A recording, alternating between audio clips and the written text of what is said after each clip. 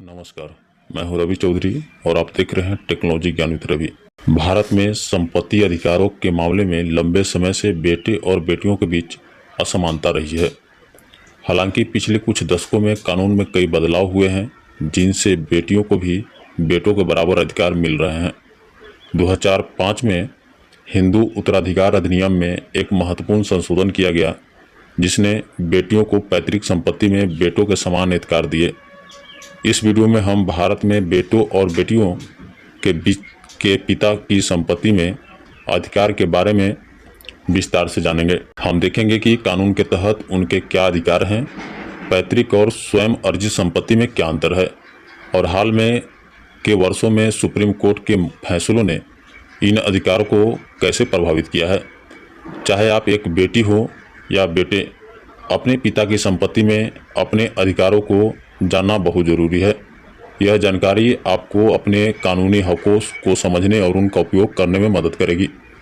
आइए इस महत्वपूर्ण विषय पर विस्तार से चर्चा करते हैं। सरकार का बड़ा फैसला, बेटे का माता पिता की संपत्ति पर तब तक नहीं होगा हक जब तक पैतृक संपत्ति में बेटे और बेटी के अधिकार को माँ और बाप दे नहीं देते। पैतृक संपत्ति वह संपत्ति होती है जो किसी व्यक्ति को अपने पूर्वजों से विरासत में मिली हो। इस तरह की संपत्ति बेटे और बेटी दोनों के अधिकार जन्म से ही होते हैं। 2005 में के संशोधन के बाद बेटियों को भी पैतृक संपत्ति में बेटों के बराबर हिस्सा मिलने लगा है। पैतृक संपत्ति की विशेषताएं: यह संपत्ति कम से कम 4 पीढ़ियों तक पुरुष वंशजों द्वारा अविभाजित रूप से रखी गई हो। इस संपत्ति में बच्चों का अधिकार जन्म से ही होता है। पिता इस संपत्ति को अपनी मर्जी से किसी को नहीं दे सकता। बेटे और बेटियों दोनों को इसमें बराबर हिस्सा मिलता है। 2005 के संशोधन में ने बेटियों को बराबर का दर्जा दिया है।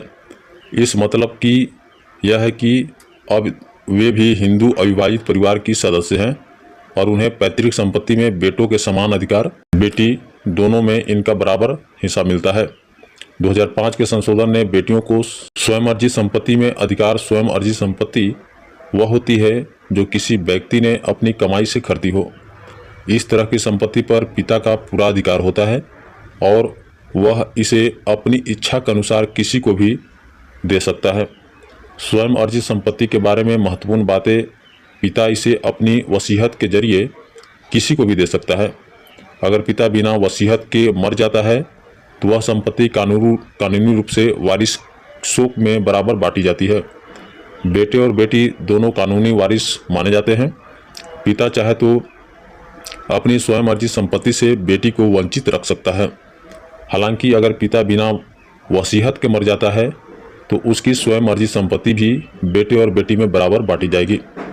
विवाहित बेटियों के अधिकार: पहले यह माना जाता था कि शादी के बाद बेटी दूसरे घर का परिवार हो जाती है और उसे पिता की संपत्ति में कोई हक नहीं रहता। लेकिन 2005 के संशोधन ने इन अवधारणा को बदल के रख दिया। विवाहित बेटियों के संपत्ति अधिकार: शादीशुदा बेटियों को भी पैतृक संपत्ति में बराबर हिस्सा मिलेगा। उनका विवाह भी की स्थिति से कोई फर्क नहीं पड़ता। तलाकशुदा या विधवा बेटियों को भी समान अधिकार है। सुप्रीम कोर्ट ने 2020 में एक महत्वपूर्ण फैसला दिया, जिसमें कहा गया कि विवाहित बेटियों के अधिकार उनके पिता के जीवित रहने या न रहने से कोई प्रभाव नहीं पड़े होंगे। इससे बेटियों के अधिकारों को और मजबूत मिली है।